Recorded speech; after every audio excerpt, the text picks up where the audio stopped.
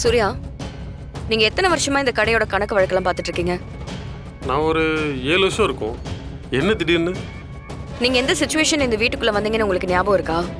அப்பாவை இழந்து அனாதையா யாருமே இல்லாமல் இருந்தேன். அப்பதான் அண்ணி நீங்கள் குடும்பமாக எனக்கு அடைக்கலம் கொடுத்தீங்க. நான் எதுவும் மறக்கல வீரா. ம். எப்ப நீங்க இந்த வீட்டுக்குள்ள வந்தீங்களோ அந்த நிமிஷத்துல இருந்து இப்ப வரைக்கும் உங்களை இந்த குடும்பத்துல உள்ள ஆளா தான் நாங்க எல்லாருமே பாத்துக்கிட்டு இருக்கோம். நேத்து வரைக்கும் நம்ம கடையில நடக்கிற வரவு செலவை பத்தி உங்ககிட்ட நான் எதுவும் கேட்டிருக்கேனா? இப்பதான் மாமா கடைக்கு வர ஆரம்பிச்சிருக்காரு. இந்த அளவுக்கு உங்களை கண்மூடித்தனமா நம்புறவங்களுக்கு நீங்க எவ்வளவு நம்பிக்கையா இருக்கணும். நான் நம்பிக்கையாக தானே இருக்கேன்.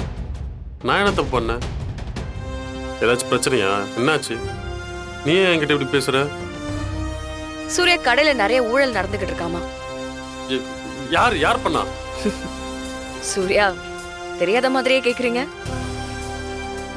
நீங்க தான் அந்த ஊழல் பண்ணிருக்கீங்க.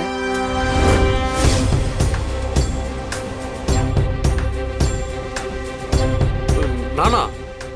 வீரா, நான் இந்த குடும்பத்துக்காக சூர்யா, என்ன? போதும்.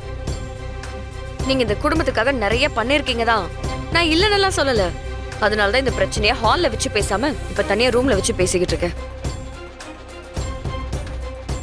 சூர்யா, நீங்க பணம் கையாடல் பண்ணீங்கன்றதுக்கு உண்டான ப்ராப்பரான எவிடன்ஸ் என்கிட்ட இருக்கு. இத ஹால்ல வச்சு சொன்னேன்னு வைங்களேன், மாமாவும் உங்களை சும்மா விட மாட்டாரு. மாறல இருந்து அத்தனை பேரும் உங்களை உண்டுலன்னு பண்ணிருவாங்க.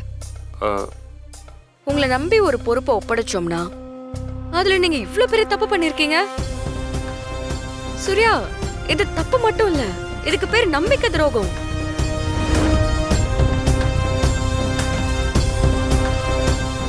இனி நீங்க இந்த கடையெல்லாம் பாத்துக்க வேண்டாம் சூர்யா. மாமா எல்லாத்தையும் பார்த்து பாரு. நீங்க எல்லாத்துல இருந்தும் மொத்தமா ஒதுங்கிருங்க. வீரா, வேண்டான்னு சொல்றேன்.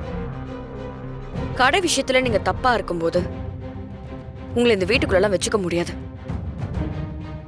உங்களால இந்த குடும்பத்துக்குள்ள எந்த பிரச்சனையும் வந்துடக்கூடாது சூர்யா. நீங்க மொத்தமா கிளம்பிருங்க.